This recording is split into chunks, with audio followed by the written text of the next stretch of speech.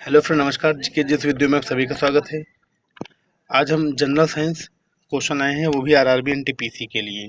ठीक, क्योंकि RRB NTPC graduate level का एग्जाम अब आप लोगों का आने वाला है और साथ ही साथ ये 10+2 के लिए भी एप्लीकेबल है। ठीक, तो शुरू करते हैं क्वेश्चंस।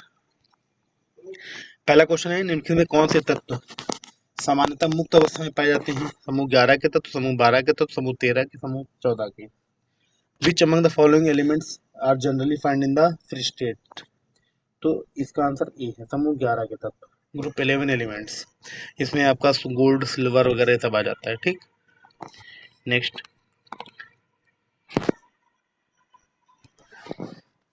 कैल्शियम और मैग्नीशियम सल्फेट के कारण पानी में अस्थायी कठोरता को दूर करने के लिए निम्नलिखित में किस विधि का प्रयोग किया जाता है? सल्फोनेट विधि, नाइट्रेट विधि, जियोलाइट विधि, इनमें से कोई नहीं।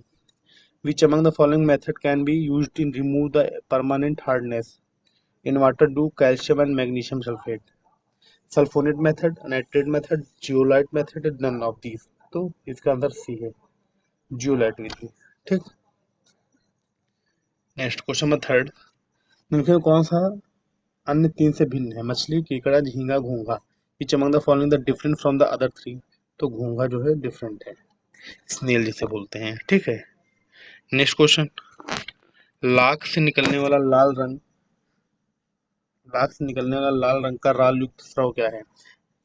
Lakh lac is the scarlet resinous secretion from जड़ी बूटी, पेड़, छाल, कीड़े, हर्ब्स, ट्रीज, बार्क, इंसेक्ट। तो इंसेक्ट है, कीड़े हैं। Question number 5। निम्नलिखित में से किस विटामिन की गोली को कीटाणुनाशक के रूप में आयोडीन द्वारा जल को शुद्ध करने के बाद उपयोग करने की सलाह दी जानी चाहिए? Vitamin A, vitamin B, vitamin C, vitamin D. A tablet of which among the following vitamins should be advised to be used after purification of water by iodine as a disinfectant? तो इसका जो सही answer है वो आपका C है, vitamin C. Right, next.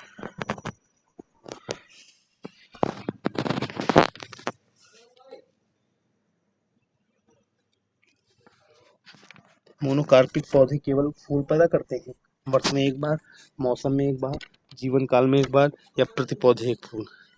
The monocarpic plant produce flowers only, तो जीवन में एक बार, once in life time. Next. मानव नेत्र के निम्नलिखित में जीवित ऊतकों में किसकी रक्त वाहिनियां नहीं होती हैं? श्वेतपटल, cornea, choroid, iris. Which among the following live tissues of the human eye does not have blood vessels? तो कॉर्निया। ठीक, नेक्स्ट। साइबर नाइफ शब्द निम्नलिखित में किसके साथ अधिक जुड़ा हुआ है? चुंबकीय अनुनाद, कैंसर सर्जरी, सॉफ्टवेयर सुरक्षा, remote sensing. The term cyber knife is most closely associated with which among the following? तो इसका सही आंसर है बी, कैंसर सर्जरी। ठीक, 8 का B. Next question number 9। Penicillin जिसका उपयोग एंटीबायोटिक के रूप में किया जाता है प्राप्त होता है बैक्टीरिया, कवक, शैवाल, lichen. Penicillin which is used in antibiotic is obtain from, तो इसका जो सही आंसर है वो आपका बी है, कवक। 9 का बी, फंगी। ठीक, नेक्स्ट क्वेश्चन नंबर 10। निम्नलिखित में कौन सी दो सब्जियां एक ही जीनस फ्लोनम है?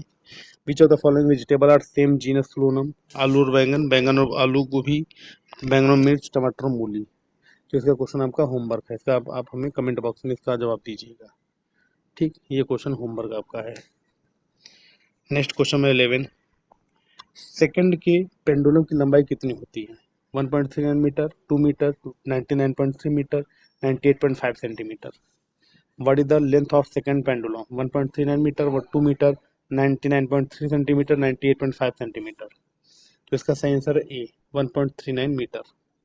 ठीक नहीं, 1 मीटर 39 इंच। नेक्स्ट।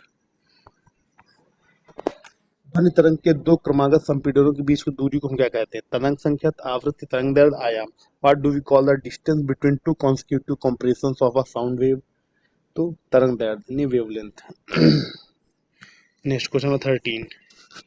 निम्नलिखित में से कौन सा आदर्श गैस नियम को प्रतिनिधित्व करता है? पीवीटी स्थिर, Pt upon V equal to स्थिर, Pv upon T equal to स्थिर, Vt upon P equal to स्थिर. Which of the following represent ideal gas law? Pvt is equal to constant, Pt upon V constant, Pv upon T constant, Vt upon P constant. तो इसका सही answer C है, Pv upon T constant. ठीक, 13 का C answer सही है. Question number 14. किसी चालक का प्रतिरोध निम्नलिखित में से किस पर निर्भर करता है? लंबाई, अनुप्रस्थ काट क्षेत्रफल, पदार्थ की प्रकृति, उपरोक्त सभी. On which of the following does the resistance of a conductor depend? Length, area of cross section, nature of material, all of the above. तो all of the above, उपरोक्त सभी. ठीक, नेक्स्ट क्वेश्चन है, निष्क्रिय इलेक्ट्रोड के बारे में कौन सा कथन सही या गलत है? वे इलेक्ट्रॉनों के स्रोत के रूप में काम करते हैं, वे रासायनिक प्रतिक्रिया में भाग लेते हैं, ए और बी दोनों, उपरोक्त उनसे कोई नहीं. Which of the following is correct, not correct about inert electrodes? They serve as a source of electrons, they take part in chemical reaction, both A and B, none of the above. तो 15 का जो answer सही है D, इनमें से कोई नहीं, none of the above. Next question number 16. Bohr के परमाणु मॉडल की लिखित सीमाओं पर विचार कीजिए. यह स्पष्ट नहीं करता कि इलेक्ट्रॉनों की कक्षाओं को वृत्ताकार क्यों माना जाता. यह इलेक्ट्रॉन के तरंग प्रकृति को ध्यान में नहीं रखता है. बोहर का मॉडल बताया गया है कि इलेक्ट्रॉन जो है इनकी प्रकृति नहीं मायने रखता है, और यह स्पष्ट नहीं करता कि इलेक्ट्रॉनों की कक्षाओं को वृत्ताकार क्यों माना जाता है. तो कौन सा सही है? केवल एक, केवल दो, एक और दो दोनों, या उपरोक्त में से कोई नहीं. तो 16 का सी आंसर, केवल एक और दो. Consider the following limitation of Bohr's model atom.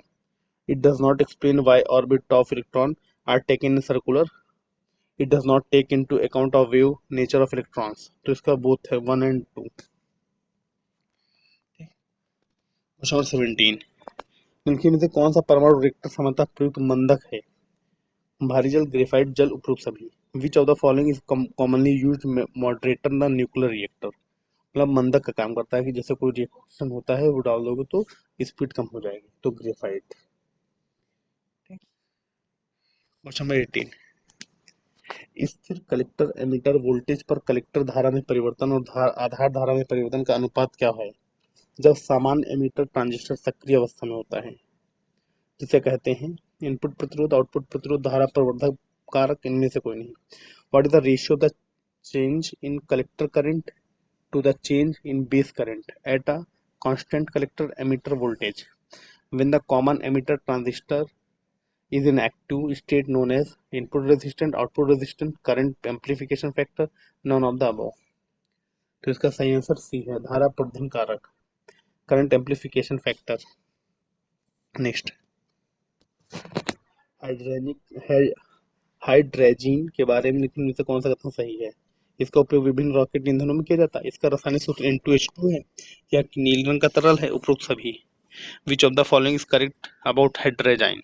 It is used in various rocket fuels. Its chemical formula is N2H2. It is blood. It is blue color liquid. All of the above.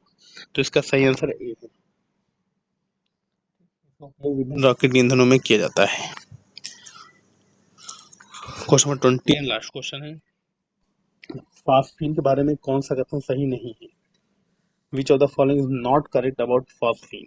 रासायनिक सूत्र PH3 होता है, electronic संरचना ammonia जैसी होती है, या गंधहीन है, इसका उपयोग अर्धचालक उद्योग में डोपेंट के रूप में किया जाता है.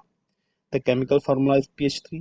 The electronic structure like ammonia. It is odorless. It is used to the dopant in semiconductor industries. तो इसका सही आंसर कौन सा कथन सही नहीं है? तो इसका आंसर डी है. ठीक, जो केमिकल फार्मूला ये सही, इसका जो इलेक्ट्रॉनिक संरचना स्ट्रक्चर है अमोनिया जैसी है लगभग, और ये गंधहीन गैस होती है, एकदम सही. इसमें से आपका जो चौथा है ये गलत है. ठीक, तो दोस्तों ये जो क्वेश्चन थे आरआरबी एनटीपीसी के लिए थे, ये पहला सेट हमने आपको प्रोवाइड कराया, ये पहला सेट था. ठीक, अब इसी तरह की आपको और वीडियो मिलती रहेगी आपके पेपर एग्जाम तक एनटीपीसी को लेकर. ठीक है, क्योंकि पहले ग्रेजुएशन लेवल पेपर होगा, फिर 12 का होगा, तो इसलिए ये मत सोचेगा कि ग्रेजुएशन लेवल वाले देखें हम ना देखें. तो आप दोनों इंटर और ग्रेजुएशन दोनों बच्चे जरूर देखें. ठीक, तो जैसा वीडियो लगे वीडियो को लाइक, कमेंट और शेयर जरूर करें, तथा हमारे चैनल जी के जिस वीडियो को सब्सक्राइब करें और बेल आइकन को जरूर दबाएं. और साथ ही ये क्वेश्चन बेटा नोट डाउन जरूर करते चलना. अपनी कॉपी में। ठीक है, बहुत क्वेश्चन पूछे जाते हैं एसएससी जीडी में, इतने क्वेश्चन आए हैं पढ़ाए हुए, वीडियो के क्वेश्चन काफी पेपर में आ गए हैं, तो इसलिए सारे क्वेश्चन नोट डाउन जरूर करना। ओके, प्रीवियस ईयर है। ठीक, थैंक यू, धन्यवाद, ऑल द बेस्ट।